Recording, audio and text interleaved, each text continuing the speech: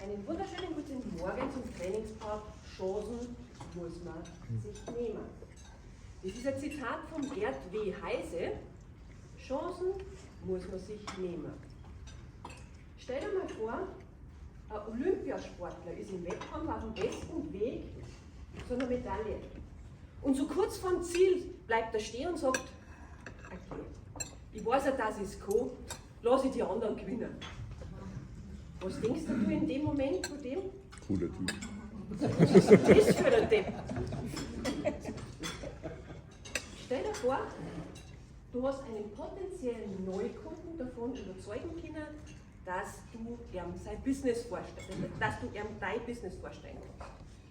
Er hört aufmerksam zu, scheint interessiert, aber es ist halt beim ersten Mal verdammt viel Information. Also geht er heim und sagt, ich denke drüber nach.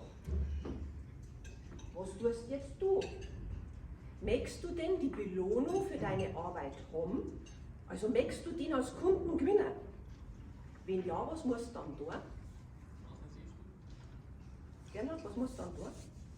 Und den zum Ziel motivieren? Du musst ihn auf alle Fälle mindestens noch mal kontaktieren. Weil nur dann hast du eine reelle Chance, dass der Kunde bei dir wird. Richtig. War ja alles easy, oder? Warum machen wir das dann nicht alles so? Wir haben ja alle da erinnert sitzen, dann wir ja auch für BNE was. Das heißt, wir bringen auch richtig Einsatz. Wir überzeugen zum Beispiel einen Besucher, eine Besucherin zu kommen, sich das Ganze mal anzuschauen, kann das was für mich sein oder auch nicht. Das heißt, du vergibst die Chance. Aber es ist halt beim ersten Mal verdammt viel Information.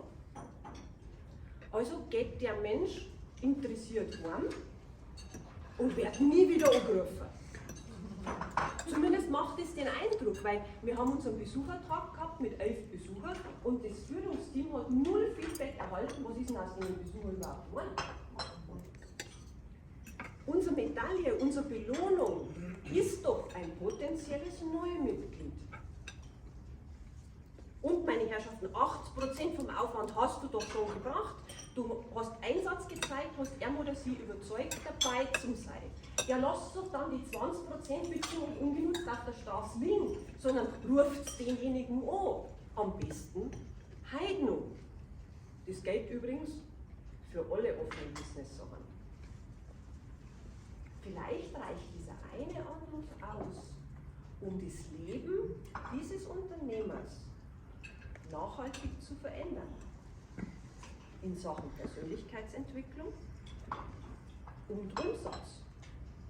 Vielleicht ist auch das der eine Anruf, der dafür sorgt, dass dich dieser Unternehmer oder Unternehmerin für den Rest deines Lebens mit Dankbarkeit verfolgt. Kann es das wert sein, dieser eine Anruf? Chancen muss man sich eben nehmen.